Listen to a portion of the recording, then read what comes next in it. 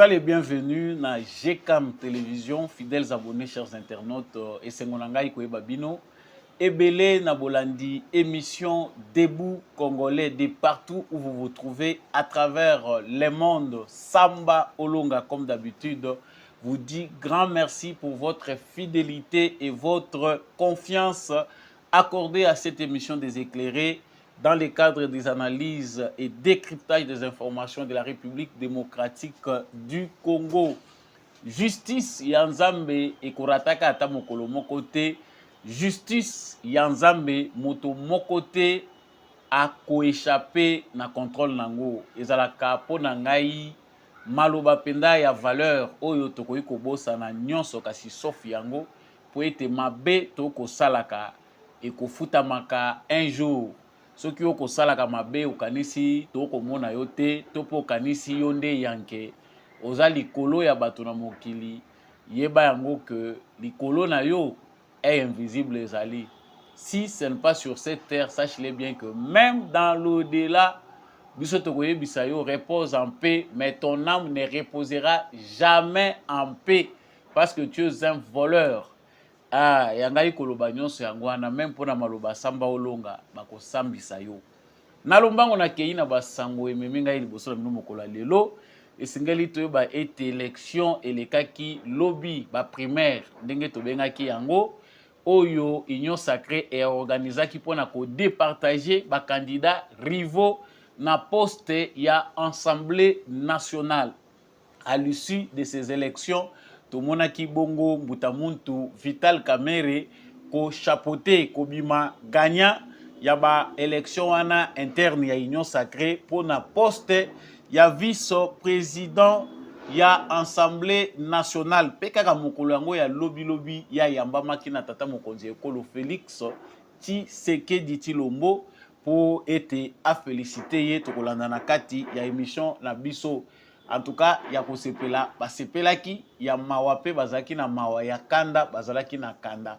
Mais analyse tokosala na bino lelo toyeba Vital Kamerhe probablement président de l'Assemblée nationale. Est-ce que agenda ya Vital Kamerhe ezali ndenge nini tokoyoka ye moko ndenge alobaki tokomeka mpe ko analyser sur base ya comportement ya Vital Kamerhe ya kala. Vital Kamerhe oyo ya lobby tomonaki ndenge nini akangamaki pe ndenge nini yaki kosukila ye. Vital Kamerhe ministre ya économie pe lelo Vital Kamerhe président ya assemblée nationale. Nini penda tokoki kozela nalobaki ba analyse ya solo ekoya soki ba primaire esalami ba primaire esalamaki ko changer chaîne T ko zape te yo muto zapaka olandi 10 minutes okati après kotuna nga ba question landanga tina suka bongo ba question kozala lengi wana nde tokolobela makambo ya Kamerhe frère play pe ezalaki eza na bato musu balobi mbuta mboso kodia a sepelaki te tokolobela ngo na kati ya émission oyo nde penda tokolobela bosana te ke mabombami eza ebele na kati ya émission oyo na maye oyo biso tokolobela. Est-ce que UDPS a soutenaki Vital Kamerhe na émission naza kolobaka ba vérité. Sango mibale des voix continuent à s'élever à l'Union européenne et sengeli toyeba ete en tout cas ba belge bazali parmi ba européens oyo bazali très direct vis-à-vis à Rwanda concernant likambo ya Est ya République démocratique du Congo. Des voix continuent à s'élever à l'Union européenne. Thierry Mariani azali député européen azali kosenga na ba européen batika kozala complice à travers vidéo bokolanda bokomona ye a évoqué ba propos ya président Félix Tshisekedi pour na ko conscientiser ba européens batika kosunga pays moko criminel oyo ezali ko commettre ba crime à l'est de la République démocratique du Congo pour na piller ba minerais. Est-ce que nous devons nous entendre à une Belgique 100% aux côtés des Congolais? Dans cette émission, nous allons en parler et c'est là aussi, c'est le résultat de la diplomatie de Félix Tshisekedi. Nous en parlerons. Sima pour être to clôturer actualité na biso to kolobela descente ya président Félix Tshisekedi bato balingi kotuna bato mituna ebele président za ndenge nini est-ce que yo monaki ye au moni président na conseil ministre mozotu na susamba olonga ba question président za ndenge nini na émission bokolanda président akitaki sur terrain na lancement ya ba travaux na commune ya Kintambo na ville ya Kinshasa. Félix Tshisekedi akendaki bongo ko lancer ba travaux ya construction pe modernisation ya hôpital général ya Kitambo et pas wapi baza ko sala hôpital moko moderne hôpital wana ekozala construit na banani ezali ba ex kuluna oyo bakendaki kozwa formation na kanya makasi eselelo bakomi ba bâtisseur ezali œuvre ya munene ya liboso bakuluna bakotonga na ville ya Kinshasa, ce qui donne de l'espoir que tokoki désormais ko réfléchir que kuluna ekoki ko appartenir na passé soki justice sociale ezali soki encadrement ya malamu ezali tokolobela ngo na kati na émission na biso kasi pe na descente ya président de la république ya bo azanga kite ko kende ko ndenga mesana kozala en contact na population na ye alekaki pe na avenue Nguma pona bao bayebi avenue Nguma na Ngaliema ezali cause ya bambouteillage monstre na coin wana ya ville ya Kinshasa kasi kuna population alingaki komona elongi ya Gentini Ngobila te babelelaki ye moyibi comme d'habitude population kinoise basakanaka te courtoisie ezalaka te soki basi bamoni koza na eloko ya kopesa bango te bango batotolaka. En tout cas Gentini Ngobila na ministre ya infrastructure Gisaro bazangaki te kozala hué na population. Voilà tout pour l'essentiel de l'actualité qui sera abordé avec moi Mboka Samba Olonga devant vous ici présent. Sika awa ozana nous abonner te na chaîne OGCAM télévision et sengeli na yo s'abonner wana yo s'abonner partager live partager émission oyo na voisin yé pas à la éclairer lokola yo au partager liker like est obligatoire au liker et puis au tiki commentaire est facultatif ce que au sepeli ko tika commentaire yebisa biso depuis wapi na République démocratique du Congo yo zali muzalendo topé FARDC na motema depuis wapi osimbi bendele ekolo Congo poete ekweya te. Voilà l'actualité la plus épineuse, actualité oyo eza kosala bato mususu motema pasi kanda nalalaki te lobi soki na comptabiliser ba message on a zui.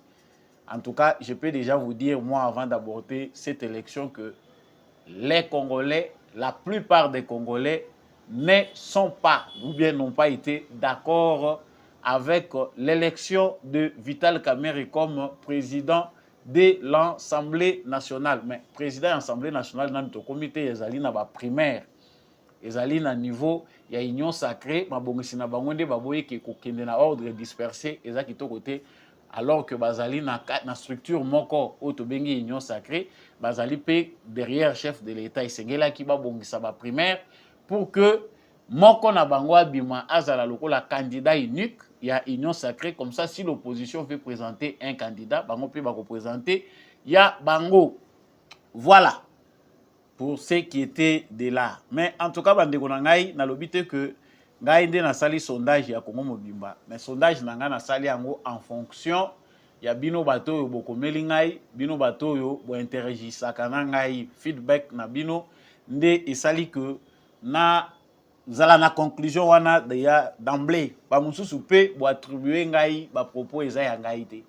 Ngai na kosala fête ya Vital Kamerhe président ya Assemblée nationale pour gagner quoi? Ngai Samba Olonga na visitaka ndako ya ministre te, ndako ya député te, na kendaka kotala mutu te.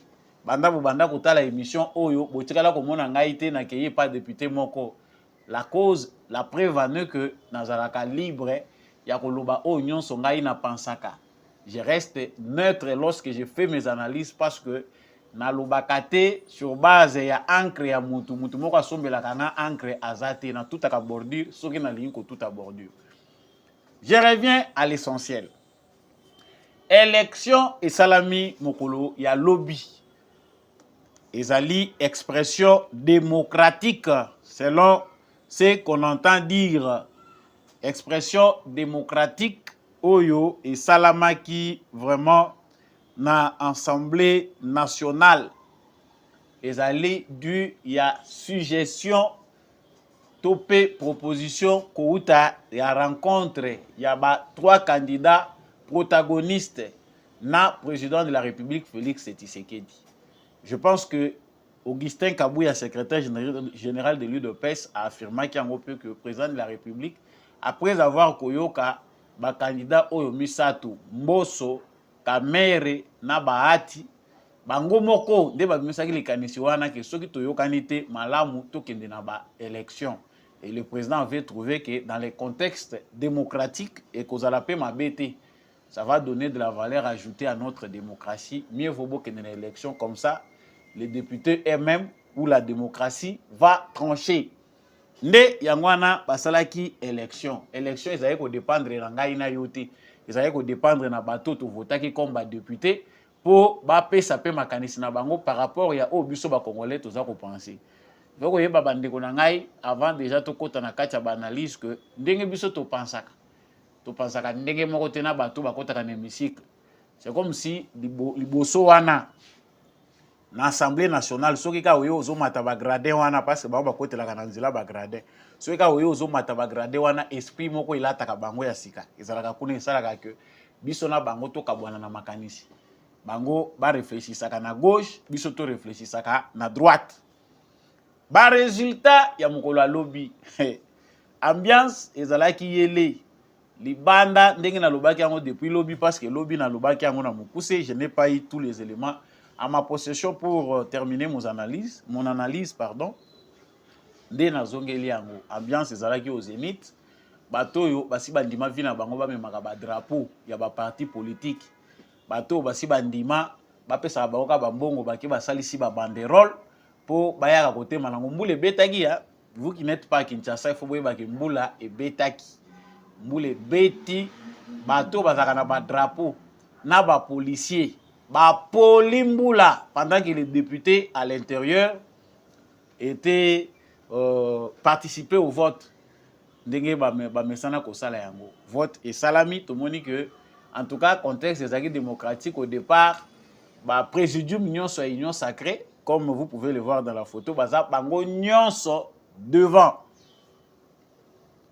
mais élément ezali important ezaki na début à vote Vital Kamerhe na Bahati Lukwebo bakutanaki na bango basololi na bango fair play et tout le monde a quitté na bilili Vital Kamerhe est-ce que akutanaki pe lisu na Mbosso est-ce que bazaki bango trois wana to yebite mais après vote résultat est bimi que Vital Kamerhe a eu 183 voix. Mbosso Kodia a eu 113 ou 114 voix, 69 voix. Et ça il y a Bahati Lukwebo abimi l'échec les derniers parce qu'il est très modeste. Et le bulletin 7 et Zalaki nul. Le total c'est de 372 élus ont participé aux primaires de l'Union sacrée. En tout cas, d'emblée, pour nous, les gestes est démocratique et en toute démocratie, on ne peut qu'accepter ce qui ressort des urnes. La démocratie va contester résultat où salami il y a ba élection et salami la transparence nyons. Donc déception na biso to kotiango na côté. To kotala nanu oyo démocratie et lobby. C'est-à-dire le vote a voulu que Vital Kamerhe soit le candidat unique de l'union sacrée au poste du président de l'Assemblée nationale. Kasi, tant que la réalité à vote, parce que Batebele va minimiser Pépé Mbosso. Je Pépé parce que c'est mon grand-père. Il a l'âge de mon grand-père. Pépé Mbosso a accueilli un vote et puis le député peut avoir une confiance. Vital Kamerhe a gagné na 183 voix. Pépé Mbosso 113 voix. Ce qui est sali soustraction, tu comprends que Vital Kamerhe a lequel président de l'Assemblée nationale Mbosso Kodia na 70 voix.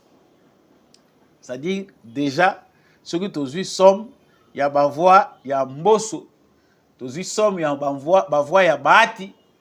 Ce qui to additionné bango mi balé to mona ke toleki ba voix ya Kamerhe. Mais Vital Kamerhe a réussi à avoir 183 voix. Bato ba kozala étonné. Je vais vous dire une chose. Parce que Batebele bazo ça la politique mais bazan avance té. So lobi Vital Kamerhe aza intelligent oki mutu musa mirimiri na kati. Vital Kamerhe, ne nous trompons pas, Vital Kamerhe c'est vraiment un politicien. Aza intelligent. Vital Kamerhe a été en avance par rapport à Batunion Sobazala qui prétendre qu'on dirigeait l'Assemblée nationale. Comment je vous explique? Batebele Bazalaki déjà awa, Bazalaki touché, choqué lorsque Vital Kamerhe a bêté l'orné à PCR. Ce qui est la police et la circulation routière, tout y évité. Mais Azalaki na vitesse moko ya croisière. Biso, toza ko zela tolobia makambo ezananu. Mbala moko toyoki ta Vital Kamerhe. Azalaki na lisanga na ba député. Près de 200 députés étaient déjà avec Vital Kamerhe avant de commencer à ça, c'est ce que les gens ne savent pas analyser. Déjà, les députés Bazalaka déjà na Kamerhe. Donc, tant que Betaka il y a PCR à ça, il avait déjà acquis un grand nombre de députés de l'Union sacrée à ça, PESA qui bango déjà vision à yendenge ya kozali. L'État, Augustin Kabouya a comprendre que j'ai c'était déjà trop tard. Vital Kamerhe azaki déjà na longueur d'avance. Bandeko nangé pesa bino candidaté politique et ça les magana vision politique et ça les magana stratégie politique. Il faut au sala tout pour mona kaliboso makasi koleka baninga. Tolobaki yango awa. Ke boza ko condamner Kamerhe mais Kamerhe est stratège. Kamerhe n'a pas de temps à perdre. Alors, Kamerhe déjà lui a un agenda. Tant que Kamerhe, il sait ce qu'il doit faire. À chaque côté déjà na pona yé président de l'Assemblée nationale. Ceux qui veulent faire la politique, ils doivent comprendre que politique et ça le magana intelligence, le rôle d'intelligence il y a autre la classe. Il y a une intelligence stratégique, je peux dire, ceux qui termes ont convenir, intelligence émotionnelle, intelligence stratégique. En politique, il y a une intelligence stratégique. Il y a un monde et distinguer un politicien. Quand vous voulez faire la politique, il faut vous mettre là, est-ce que je suis stratège quelque part? Qu'est-ce qui me différencie des autres? Mutu oyo, batu bazaka confiance na yepende belete. Mais souvent, comment il a réussi à dribbler Batou, Abimaraka Liboso? Les gens n'ont pas le temps de se poser ces questions. Je ne vais pas vous faire perdre le temps. Tout que nous analyse les Amoutoua pour c'est important. Vital Kamerhe a eu les résultats du travail qu'il avait abattu avant. Les 183 voix au Yazui, et Zamoussala déjà salaki à travers PCR Naye. Il avait déjà les contacts avec des députés. Outre les députés Naye, il y a plateforme structure na bango électorale. Il avait déjà eu des contacts avec des députés à convaincre bango. Même si Batelemela qui loko wana balobi ke et loko tolinga ngote pourquoi Kamerhe tout ça déjà tout de suite mon idée que Kamerhe était à dans la vitesse mususu accueilli. Donc il n'y a rien de nouveau. Les gens font la politique mais ils ne planifient pas. Batu mususu baza ko subir ba effet au combiner na moment on est beaucoup ko raisonner ndenge ni toko okangama. Ezali ko ba que la Vital Kamerhe ba elogité ezali ko définir ce qu'il est. Les gens ne les connaissent pas. Et puis, Moutaboyeso Boyebie, pourquoi utiliser EP Malam? Ça, je vais revenir. Mbosso Kodia, l'homme surprise. Mbosso Kodia, charisme naïe, le fait déjà qu'a dirigé l'Assemblée nationale pendant 3 ans. Il s'est familiarisé avec les députés. Assis déjà, Azana Bato, Basi, Bakota déjà na carré naïe, Bayebi que Mbosso Azada Amututo Mesani naïe. Ces gens-là n'était pas d'accord avec un changement. Batali Koutoua Jambo sauté. Bango Pona Bango, Kamerhe, c'est un intrus, c'est un nouveau venu. Agenda à Kamerhe, vous la flou. Donc Mbosso Aïe, c'est fidèle jusqu'au dernier moment. Bato ba memi Mbosso ba soutenir. Si Mbosso pouvait jouer comme Kamerhe, Alingaka tika la présidente de l'Assemblée nationale. Et on peut dire aussi que Pepe Mbosso est fort. Parce que tant que autres là, député naïe. Il est très fort. Bah député na yé ndenga compliqué j'ai à Kamerhe. Mbosso n'a pas de député pour aller la poste et la présidence de l'Assemblée nationale. Mais il s'est quand même bousculé na batoyo bazali hein na représentativité. Surtout tali Mbosso na bemba. c'était mieux que MLC a bembande ba réclamer poste EP ba ko taper na kati ya course wana mais ba moniter toza moké mais Mbosso atingami et il a 113 voix. Moi je peux dire Pépé au démérité té mais ngai po na ngai samba olonga si tout dépendait de moi, l'âge ne permettait plus. Au nom de notre démocratie, il faut aussi montrer aux jeunes que on peut mieux faire et laisser la place aux autres. Bato belé bazali soko sepelate ke na âge wana ya Pépé Mbosso tout monde na ba question brillante ya air. Ye avanda wana kaka Mbosso aya kolobela ngo tout monde ki pe que âge pe ezoke malamu te. Mais n'empêche qu'il a fait quand même des spéciales. Et monsieur modeste qu'il est, il a reçu aussi son résultat modeste, 69 voix pour Modeste Bahati. Lui qui a été toujours modeste. Pépé Mbosso courtoisie ezalaki te. Ndeko cha wacha na vidéo oyo parce que makambo ezebele chana no vidéo ya Pépé Mbosso ndenge nini ambiance ezalaki tango baza kopesa comptage ya bavo.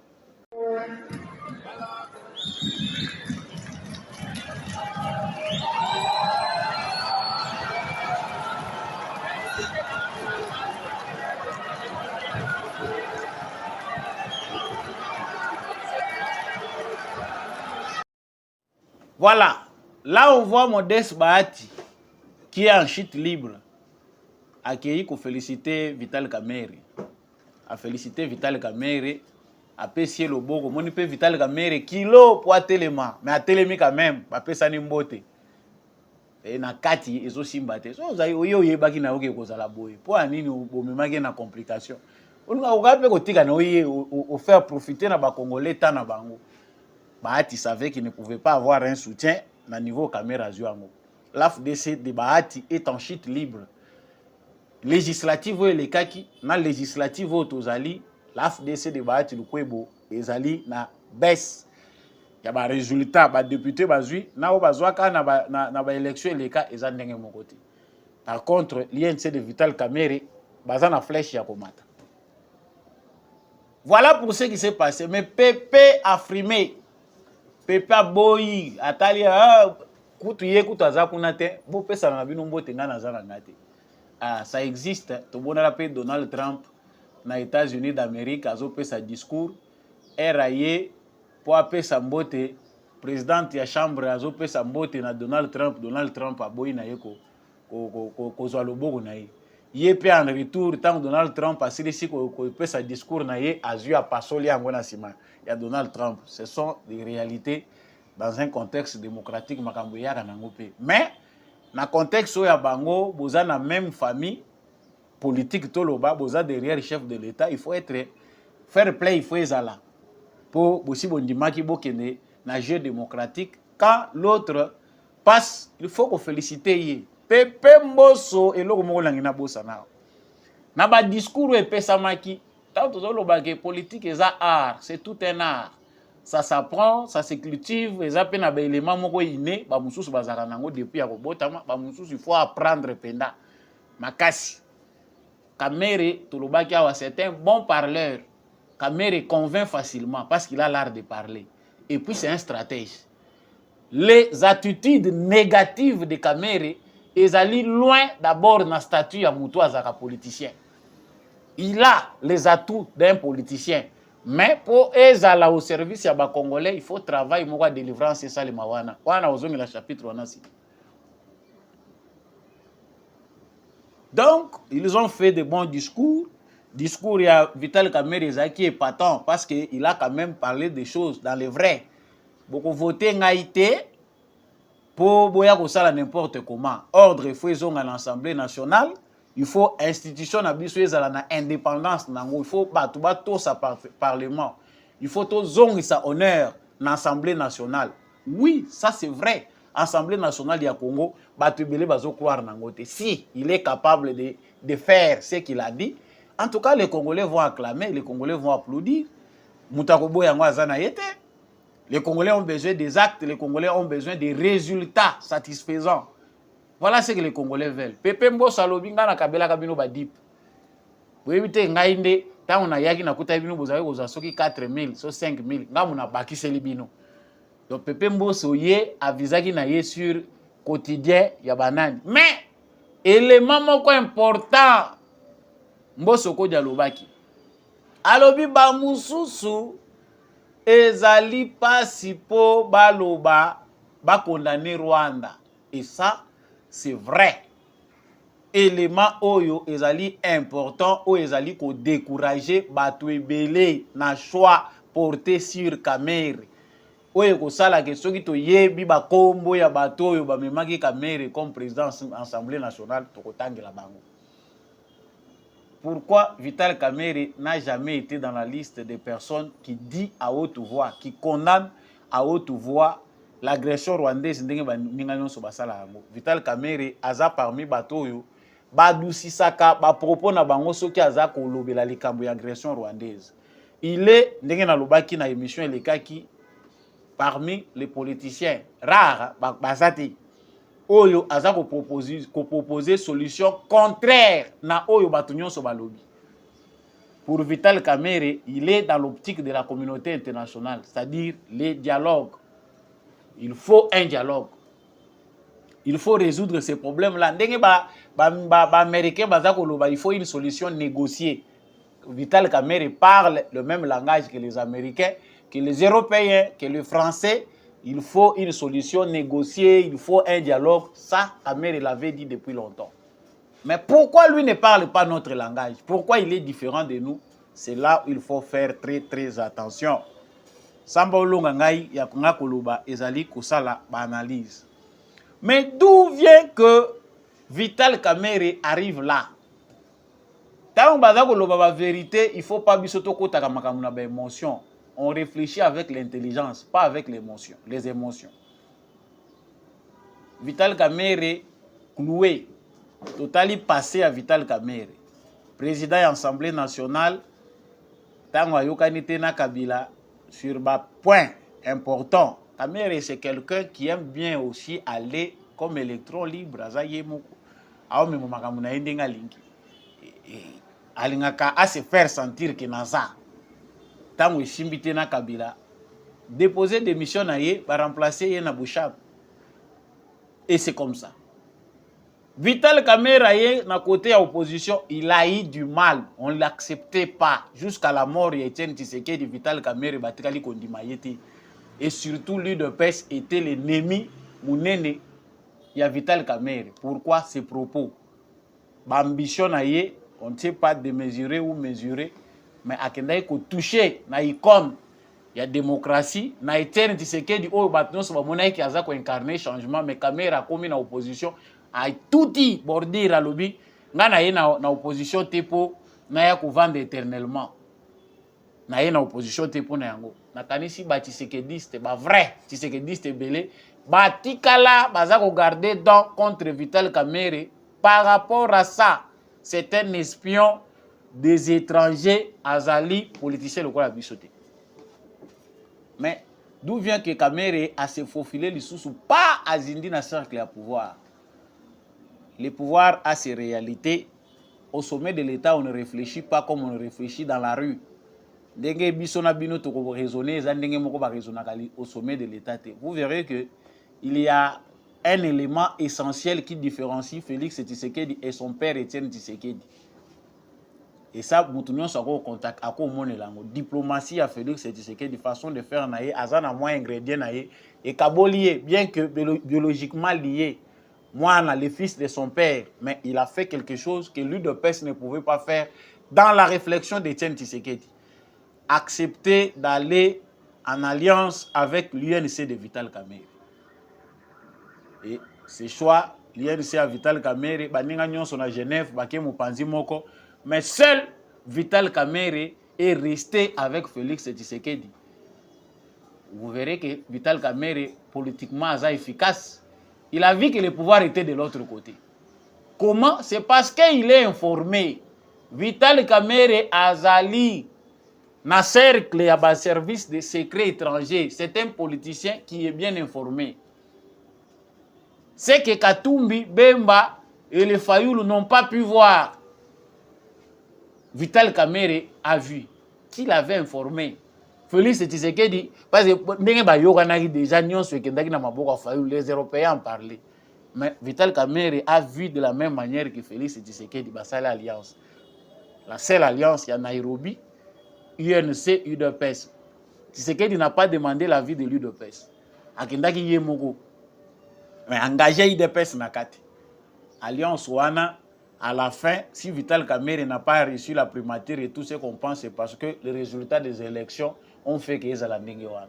Cette alliance est bougée tant que Vital Kamerhe a détourné. National Lobaba information mbala na mbala. Pour ceux qui vont chercher des poux dans la tête d'un chauve. Pour le baquet, ah, omoni bino, boza kwa encourager ngo, to suite loba makambo mbala na mbala. Vital Kamerhe a bundi, bazu Vital Kamerhe pour détournement à quelle prison. Mais Vital Kamerhe en prison, wana lingna fongo la parenthèse mususu. Vital Kamerhe en prison. Félix Tshisekedi dit quoi de Vital Kamerhe? Na yebite soki ndeko chaque fois qu'on retrouve vidéo wana, c'est que le président de la République a dit de Vital Kamerhe alors qu'il était encore en prison. Na yebite vidéo ngweza. Vidéo wana malheureusement ezate. Mais beaucoup de gens bayoka ki Félix Tshisekedi. Il a dit Vital Kamerhe est important. C'est quelqu'un d'important, il est encore utile et il va jouer un grand rôle dans ce pays. Oh, biso toko contester le lot, Félix Tshisekedi a salobaki ango avant. Là, Vital Kamerhe était encore en prison. Il y a des erreurs au Ekotaki. Félix Tshisekedi a trouvé qu'il y a eu des erreurs au Esalemaki par rapport à la situation à Vital Kamerhe Ndenga Kangamaki. C'est différent de la manière dont les Congolais voient les choses. Ça, c'est au sommet de l'État qu'on réfléchit comme ça. C'est Félix Tshisekedi qui réfléchit comme ça. Biso ba mususo toujours raisonner pénalogique na biso, mais on n'a pas assez d'informations comme l'information Félix Azanango. Et Vital Kamerhe tango azui ba déclaration na ye ya liboso bolandango ndekombi à chaque fois vidéo wana simatozongi. L'UDPS, il n'y a pas eu de débat pour la primature, mais pour vous, il passe par le primaire. Pas du tout, parce que je suis quelqu'un de conviction d'abord et de foi en Dieu. Je n'avais jamais demandé d'être candidat président de l'Assemblée nationale. J'étais en réalité le choix du président de la République depuis plus de 2 mois. Les autres sont venus exprimer leur desiderata. Le président a essayé d'aplanir les angles des uns des autres. Et puis finalement il a dit, pourquoi pas. Ce n'est même pas lui qui a dit, c'est l'un de nous qui a dit, mais pourquoi pas nous renvoyer aux primaires. Parce que le président nous a donné plusieurs opportunités d'être ailleurs qu'au Parlement.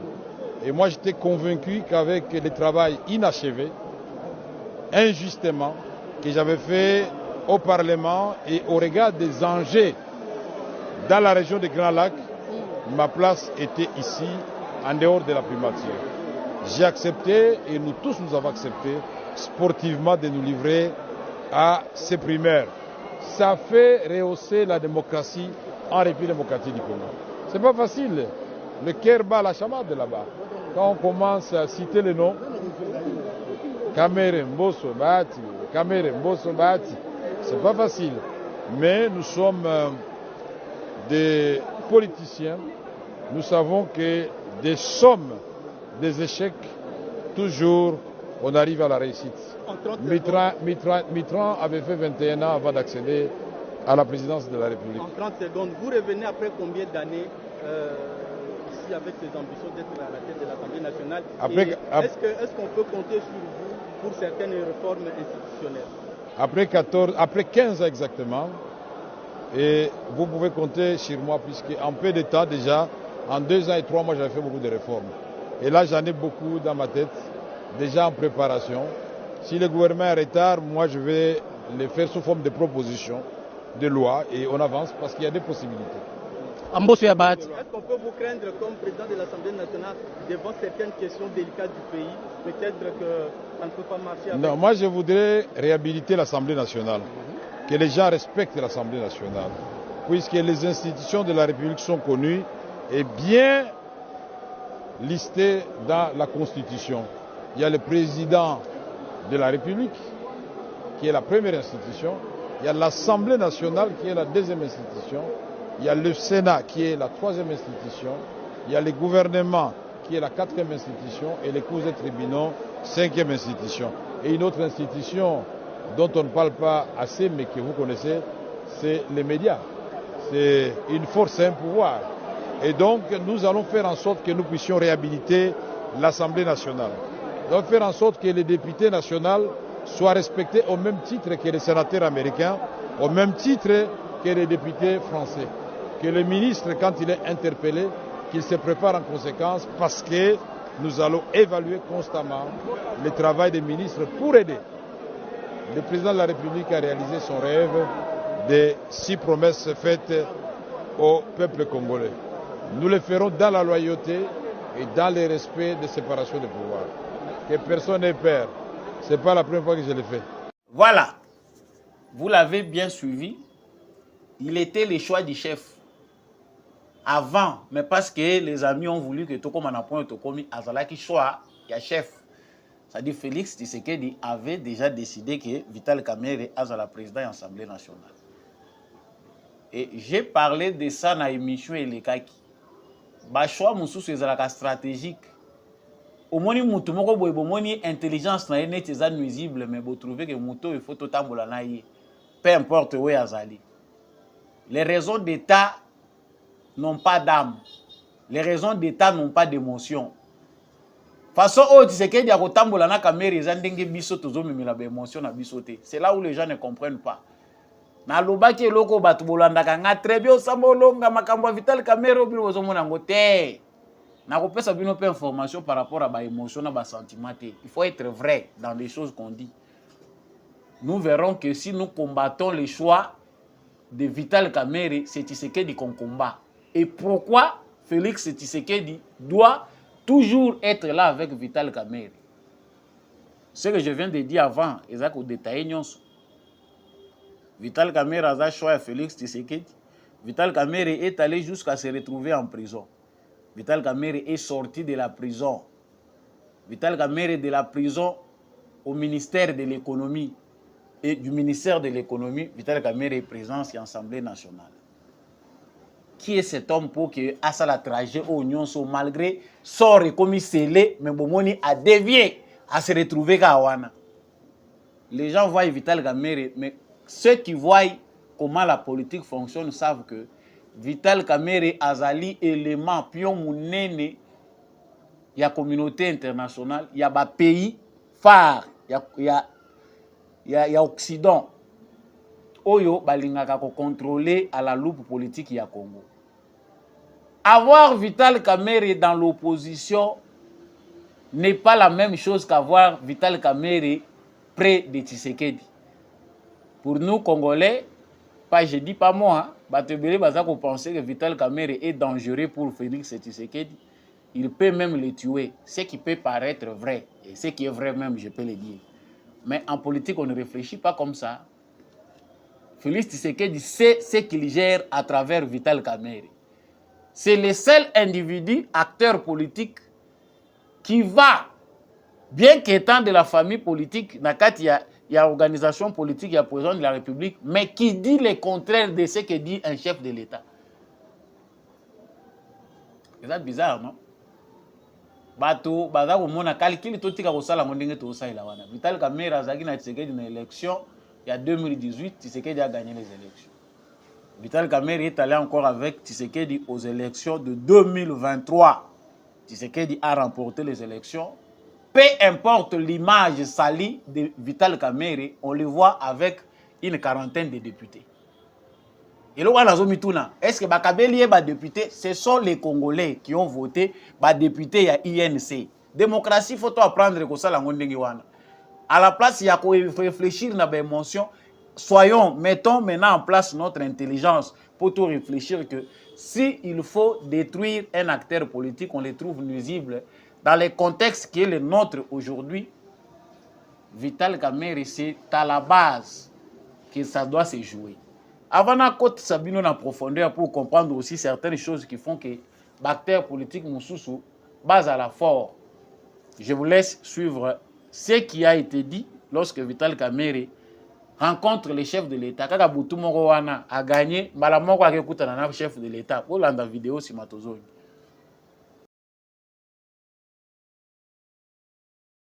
Excellence, Monsieur le Président, l'honorable Vital Kamerhe. Monsieur le Président de l'Assemblée nationale, félicitations. Mes respects, Excellence. Mes respects et merci pour tout. Merci pour tout. Aujourd'hui, c'est un grand jour. Merci. Félicitations. Loyauté réitérée. À la demande du président de la République, parce que nous étions 3 candidats et le président a voulu qu'on applique la démocratie parce qu'il ne voulait pas avoir de préférence pour l'un ou l'autre candidat. Je dois d'abord rendre grâce à Dieu qui a fait que cet événement puisse avoir lieu. Remercier le président de la République pour la confiance qu'il m'a toujours faite et je réitère ici cette confiance auprès de la haute autorité de l'Union sacrée. Je voudrais aussi féliciter les organisateurs, c'est-à-dire le présidium, aujourd'hui présidé par l'honorable Augustin Kabouya, président AI de l'UDPS. Remercier le président Bosso et le président Bahati qui étaient dans la course avec moi. Nous avons gagné ensemble parce que nous avions pris l'engagement devant le président de la République de mener un combat loyal, démocratique, et que ce combat ne laisse pas de séquelles, que ce combat ne nous divise pas, que ce combat se fasse dans la loyauté, et que bien au contraire, que celui qui gagne puisse avoir un regard tout à fait particulier envers et respectueux envers ceux qui ont perdu, et que ceux qui ont perdu comprennent qu'ils n'ont pas été frustrés, mais c'était la volonté de la classe politique, de la majorité. Ici, je remercie particulièrement la première formation politique que j'ai eu à rencontrer, c'est-à-dire l'UDPS, et ses alliés qui comptent beaucoup de députés au sein de la Chambre, qui peuvent faire basculer les choses dans un sens comme dans un autre. Je remercie tous les regroupements de l'Union sacrée qui m'ont fait confiance. Je remercie les amis du PCR, Tony Kankou, Jean-Lycée Boussa, Julien Paloukou, Bokele et d'autres qui nous ont accompagnés dans ce dur combat. Maintenant que je vais devenir président de l'Assemblée nationale, inévitablement, parce que je serai le candidat de l'Union sacrée de l'opposition, candidat unique, et je voudrais rassurer tout le monde que nous allons travailler dans l'harmonie, que nous allons faire en sorte que nous puissions redorer l'image de l'Assemblée nationale et des députés nationaux. Nous allons faire en sorte que la séparation des pouvoirs soit une réalité. Nous allons pousser le gouvernement, la première ministre et les ministres à remplir leurs assignations contenues dans le programme du gouvernement, dans le contrôle parlementaire, c'est là de rigueur. Nous allons faire en sorte que les cris de détresse de notre population profonde soient relayés dans les débats à l'Assemblée nationale. Et surtout, cette agression rwando-ougandaise contre notre pays, et particulièrement dans le Nord Kivu et dans l'Ituri, il faudra que là, cela se sache. Nous allons faire en sorte que les réformes soient élaborées et adoptées à temps pour que les actions du gouvernement trouvent un matelas sur lesquels elles vont prospérer et porter des fruits en termes d'héritage que le président voudrait laisser à notre pays. Voilà. On sent que l'ambiance est amicale. On sent que Vital Kamerhe a rencontré son chef à lobby, loyauté renouvelée. Donc lui reste loyal. Président de la République a Kena Moulaïté, monsieur le président de l'Assemblée nationale, parce que ça a déjà été décidé ainsi. Moutanda Koloban est chef de l'État, il y a une autorité morale et union sacrée. Donc, ça a été déjà décidé ainsi. Kamerhe a lobby déjà que dans un choix, il y a président de la République dès le départ. Mais le rôle a songi kota kingana bande konanga, yango esenga ki président tindaki biso to kende na kuna. Mais malgré j'ai salement qui président yebaki que au finish Kamerhe va encore me revenir et on voit Vital Kamerhe avec les chefs de l'État. En tout cas, il est loyal selon ses propres dits, loyauté renouvelée na Kolandaye, très ambitieux monsieur Kamerhe. Avant de kende na conclusion à point au point na lobi mingi. J'aimerais évoquer l'UDPS. Je ne peux pas parler de Kamerhe Ndenge Tolobi dans le contexte de l'Assemblée nationale sans parler de l'UDPS. Ça serait commettre une erreur grave. Analyse de sa vérité. J'ai parlé de ça dans l'émission Elekaki. Vital Kamerhe Azad de l'Est, il y a la République démocratique du Congo. Son parti est créé après l'UDPS, plusieurs années après l'UDPS. On peut reconnaître que l'UDPS manque d'efficacité pour intégrer les institutions de la République.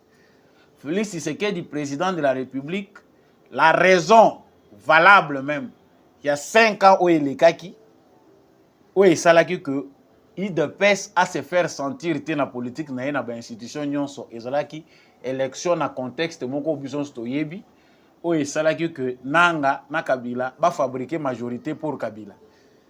Ce qui a handicapé la marche de l'UDPS et voire du président de la République.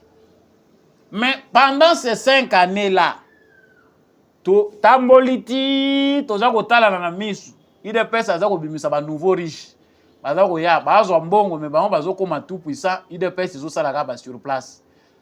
La finalité, c'est que l'UDPS a eu une 70aine de députés associés à cela, sa mosaïque.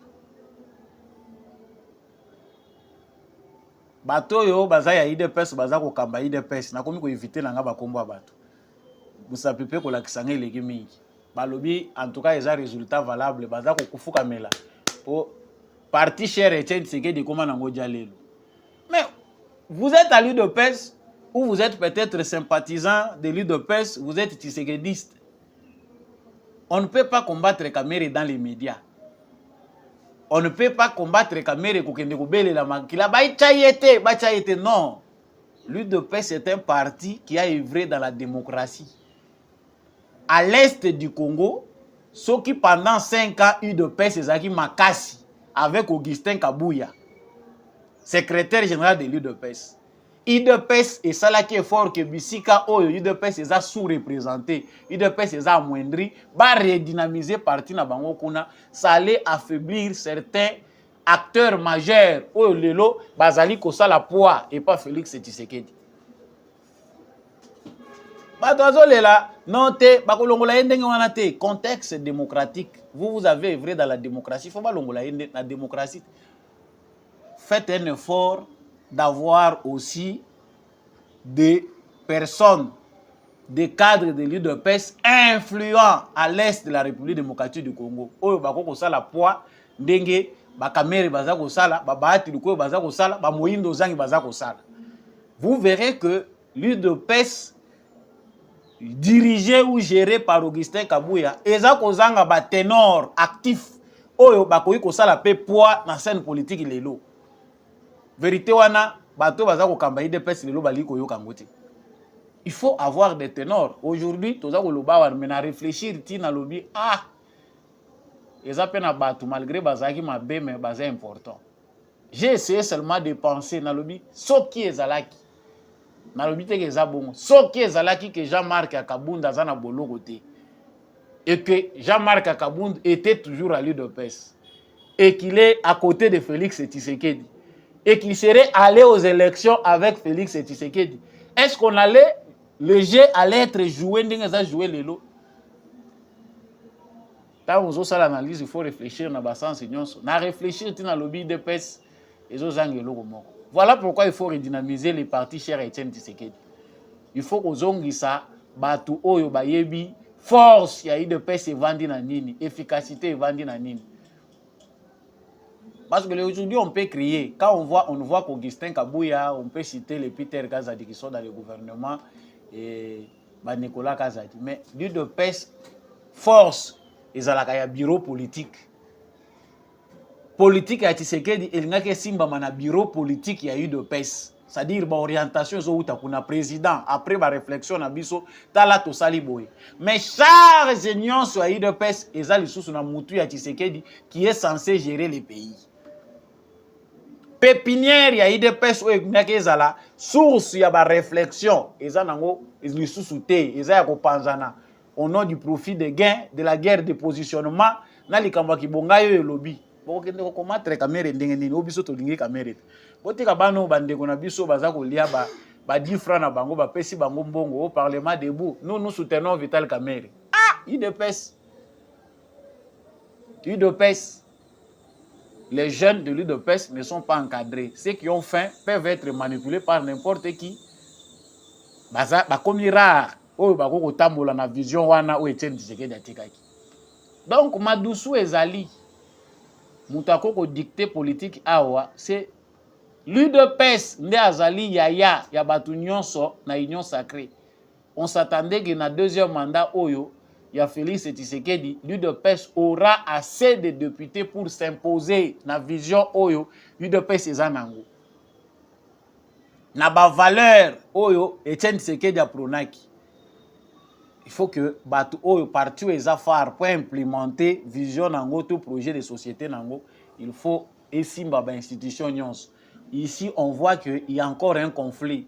Les projets de société, il y a eu de PES et qu'on a la sous remise en cause na ba meli molo parce qu'il y a plusieurs idées associées. Tant on a yoka Vital Kamerhe, c'est qu'il pense et je dois refaire. Est-ce qu'on a une vision de PES? Non. Il a sa propre vision de la société, il pense à sa manière. Mais. Vital Kamerhe, qui est aujourd'hui le choix de Tshisekedi, c'est aussi un choix stratégique. Là, je vais chuter. Na point où parce que na lobeli yango mingi. Vital Kamerhe aza géré na Félix Tshisekedi. Yango nga na lobi bandeko ebele baza kotungisa nga likambo ya Kamerhe obino bozomona te totikela Tshisekedi a géré Kamerhe na ye. Voilà. Côté ba utaki na alliance Tshisekedi atunaki biso te na sangana na Kamerhe toté.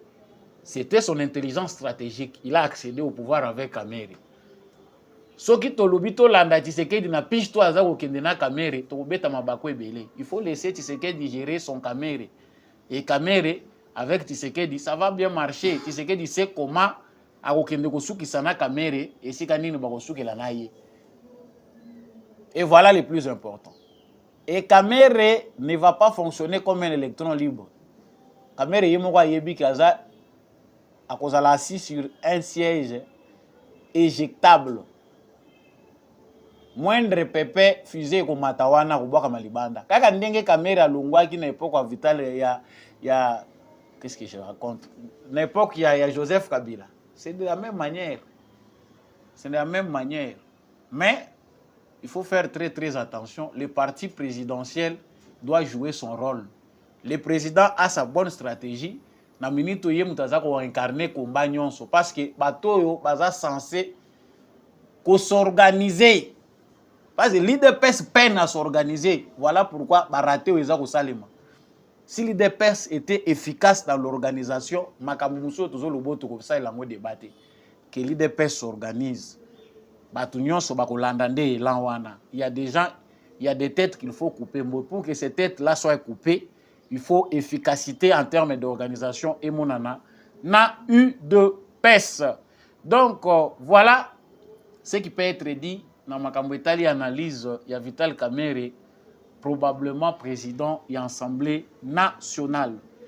Bavois, ils vont continuer à s'élever dans l'Union européenne. Thierry Mariani, député européen, belge à l'Union européenne, Aza Kosenga, Naba européen, Batika complicité. Je vous laisse suivre cette vidéo et puis nous revenons. Merci collègue Thérèse. La parole est à collègue Marianne. Vigilance pour les entreprises européennes. Le Parlement européen discutera cette semaine d'un texte pour lutter contre le travail forcé. Et dans le même temps, en Afrique, beaucoup accusent l'Union européenne d'hypocrisie. Ainsi, la signature d'un accord avec le Rwanda pour un partenariat sur les métaux rares soulève les pires inquiétudes. Le 22 février dernier, l'annonce de cet accord a provoqué la réaction du président de la République de RDC, Félix Tshisekedi, qui a déclaré, je le cite, « C'est comme si l'Union européenne nous faisait la guerre par procuration ». Et il ajoutait d'ailleurs, « Quand vous achetez un produit chez un reseller, vous êtes vous-même coupable du vol ».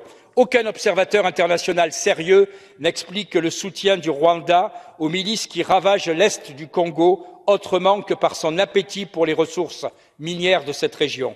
Il convient donc que ce Parlement interpelle au plus vite la Commission européenne pour qu'elle s'engage enfin à ne pas alimenter l'un des pires conflits au monde en soutenant le régime de Kigali qui viole et pille le Congo en toute impunité.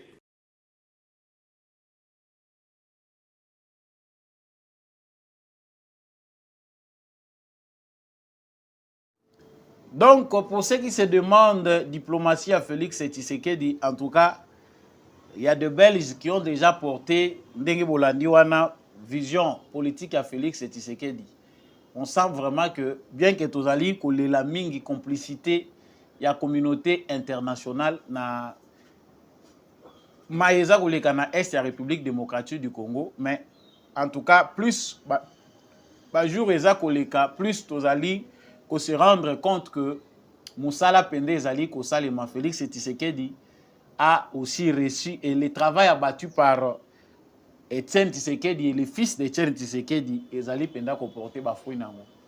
Partout bazali divisé. L'Europe est divisée entre des députés qui interpellent la conscience européenne et ceux qui sont prisonniers des mafieux. Moni député a réfléchir comme Congolais, a le bango brut, a prêté même à propos du président Félix Tshisekedi. Le président Tshisekedi parle d'une guerre par procuration de la part de Bruxelles. Allons-nous l'entendre? Arrêtons d'être complices. Donc, parce que l'Europe est vers le déclin, mais vous comprendre l'intelligence na bango ils ont servi les sous de l'autre côté. Ils sont en panne de stratégie. La sagesse ne va plus habiter l'Europe. C'est aux Africains maintenant de faire travailler l'intelligence. L'Europe est déjà vers les bouts. Ils ont une stratégie qui adopter, n'importe quoi. Ils iront en guerre, mais ils seront divisés. Ils seront réellement divisés parce qu'ils ne seront jamais unis sur une seule position. Que ce soit en Amérique, que ce soit en Europe, on peut dire que l'efficacité de la diplomatie de Tshisekedi paye aujourd'hui. Quand Etienne Tshisekedi qui n'a Félix Tshisekedi, on sent que la germe et la diplomatie pour l'intérêt des Congolais, ils allaient au foot à l'élo. Tango mendele ba kabwari bango na bango ba yebi que pillage ya Congo eza ko bénéficier na ba pays na bango mais lelo baza ko telemelango. C'est les fruits de la diplomatie de Félix Tshisekedi. Et nous devons amplifier cela. Bande kona biso ba Congolais bokoma ba Belge, bokoma ba Français. C'est votre tour. La patrie est sacrée, la nation on ne l'adopte pas. Biso par rapport à ba principe philosophique ya ba état moderne. Nous pensons pour nous que la nation reste le principe sacro-saint d'un citoyen. On n'aura jamais dans l'âme un esprit citoyen du monde. La nation reste la référence. Chacun a une appartenance, ses ancêtres, une terre. Oh, bah on va dire que la biso wana na mutu na biso ko kotate. Okoki na yo ko changer nationalité, mais histoire va changer ka yangoti.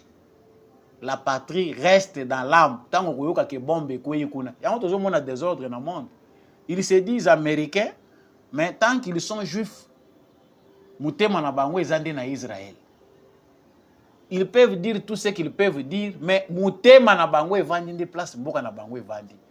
Bazana ba intérêt côté Moussousou, mais Mitema na bango na bolingo na bango, ezana ba état na bango. Nous aurons compris. Président Félix Tshisekedi a lancé des travaux à construction puis modernisation hôpital général à Kitambo. Suivez cette vidéo et puis nous revenons. Avec le président de la République, Fachi Beton, sur Ngouma, Fachi Beton, en direct de Béton.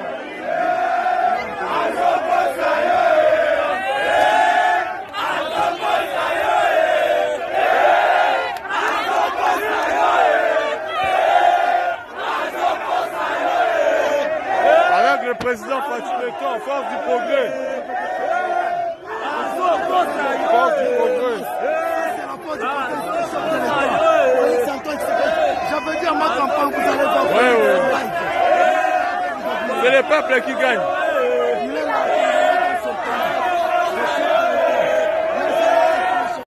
Quand c'est bien fait, on applaudit. Quand c'est bien fait, on applaudit. Ça, c'est le résultat que, avec la volonté, l'amour, la détermination, on peut arriver à un bon résultat. Il ne faut pas attendre que plusieurs millions tombent du ciel, qu'il y ait toujours des gens qui viennent nous aider pour bien faire les choses. Mbongo yo, ba politicien belé bazako sakana nango, so qui est qui na cadre à vision initié par le président de la République. En tout cas, tout kanisi que Congo est changé comme par enchantement. T'as là plus de 3000 jeunes. balungwa bakuluna baza kokata bato na ba machete. La volonté politique ya Félix Tshisekedi esali que bakei na bamemi bango zamba musika. Tout n'a pas été rose lobby général Kasongo Kabwik. Banyoko maki pe na zamba wana, mais ils ont appris des métiers. Ils ont déjà laissé des traces dans ba métier na bango, batongi ba école na Kasai. Ba ye na bango mususu na Kinshasa sikoyo. Œuvre ya munene o bango balingi basala sikoyo ezali construction ya hôpital ya Kitambo. Ba moderniser pe ba construire. Bazo kozwa bâtiment ya kala, bazo ko ajouter bâtiment ya sika, bazo moderniser ngo po et répondre na ba standard ya modernité. Ndenge lelo ikoma ko salima. Ça c'est l'œuvre de Félix Tshisekedi. Et batu ya ndenge wana ba komi ba pionnier ya autres zalaye ko benga kuluna lobby lelo tout moni ke batu ba changer. Et si avec la volonté le gouvernement ya Mama Judith Suminwa ce qui ba remarque ba moni ke za peu important ko accès ko tcha vraiment likambo ya encadrement ya ba jeune parce que faut pas causer la ka que jeune asimba les chete pour encadrer malamu. Ce qui botier politique ou ya service national comme moko pe ya pilier ya ko gérer malamu ba jeune. Au mona ke ba diplôme beleza ko chômer na bandako wana ya ko za valeur. Militarisons l'agriculture. Monsieur le président de la République, kolanda ba thématique ebelete ya ba conseiller na yo. Projet oyo ko ko za exécuter facilement na muto yo même azaka ka diplômé ya pamba. Mais un docteur, un licencié vous amène une théorie qui va conclure sur un dossier de millions de dollars. Oyo batu bakomona te. Le vol est aujourd'hui scientifique, le vol est aujourd'hui intellectuel. Et ça qui est côté, et ça toko ko encourager en côté. Président de la République, félicitations pour un acte oyo. Nous voulons que la politique oyo ko mener et continuer cause la politique moko pragmatique. Et non basé sur des théories oyo batubele bazo ko chanter biso. Nous avons réalisé maintenant bazo ko talango Congolais zo ko lukango ezo maloko la fiction. Ba œuvre ezandenge président zo kita sur le terrain, batu ba moni école, batu ba moni hôpital, batu ba moni nzela. Mais mingi ya baction ezo kende na cadre de l'agriculture, tu le lo, eza loko la fiction. Bazo pesa biso kaka ba rapport ya ba résultat oyo Congolais zo ko palpiter avec les doigts. Voilà ce qui est d'important. Et après visite et évolution, il y a ba lancement, il y a ba travaux. Président Akenda peut visiter avenue Nguma, Ngobila, a essuyé ba azuité ba maboko baza ko betela ye, bien que bilan na ye moko yebeza positif. Polanda ezande ko wolola.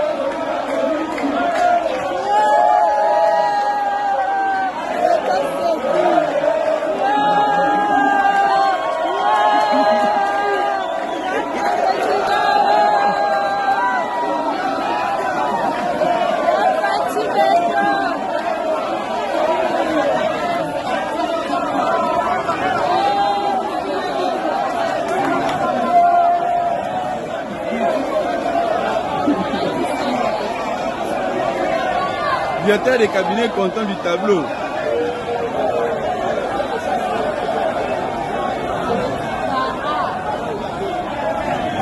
Voilà. En tout cas, les Congolais baza sa ko sa ba jeté. Moni baza ko wolola Jean-Denis Ngobila zo tambola na président mais eza mololo te mais baza ko wolola ye. Ngobila Moïbi, Ngobila Moïbi. Peut-être que ceux qui disent n'ont pas assez de preuves pour les prouver, mais tant que Moussa les a convaincre Batunion sauter, c'est difficile que aux respect à Congolais. Et il n'a pas qu'à Ngobila côté Moussou tout le monde peut baser la même ministre infrastructure. Il y a un autre tourni, monsieur le président de la République. Ministère de l'infrastructure et Kozonga Lissu Kaka, la communauté des gens qui viennent de Moulenge. Oh, cette fois-ci, on va voir les choses autrement. Question d'un auditeur. Ministère de l'infrastructure, les alliés ministère, il y a l'octone ou il y a banane. Bon, ils appellent à la NT. Le plus important, c'est que cette fois-ci, il y ait de la rigueur. Justice n'a pas le quoi la peut s'en confiance, mieux vaut nettoyer et voir ce que sera les résultats. Émission Nabiso et commis na suka n'engebino bomoni ezalaki concentré na élection na ba primaire ya Vital Kamerhe comme candidat unique ya Union Sacrée na présidence ya Assemblée nationale. Banalise ezalaki ya ngai Samba Olonga. En tout cas, compréhension pe boyambi ezalinde ya bino.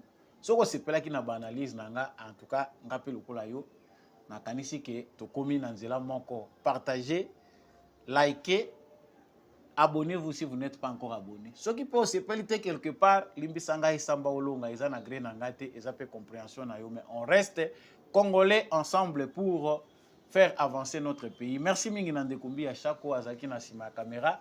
Pe na réalisation le quoi na momesano matondo mingi na apôtre Gérard Kabeya Tchovo. Merci à l'homme de la vérité des urnes, Jean-Louis Timalanga, l'homme de la culture. Muto azapenda ko aider biso mingi na culture. Je vous soutiens vraiment, il faut que culture yamboka et kende liboso.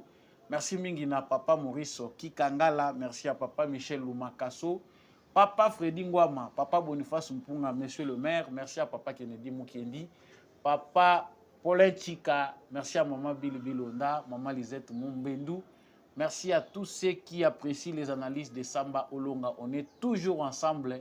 Balobi, 30 ans, ça suffit. Trobaki Bendele Koyate, mais cette fois-ci, on adopte la rhétorique du gouvernement. 30 ans, ça suffit. Il faut qu'il y ait des tueries, des massacres, des viols. Il y a des konabiso et si là, dans la République démocratique du Congo. Pour ça, il faut être solidaire, il faut l'unité, il faut l'amour. On se retrouve prochainement avec un nouveau numéro.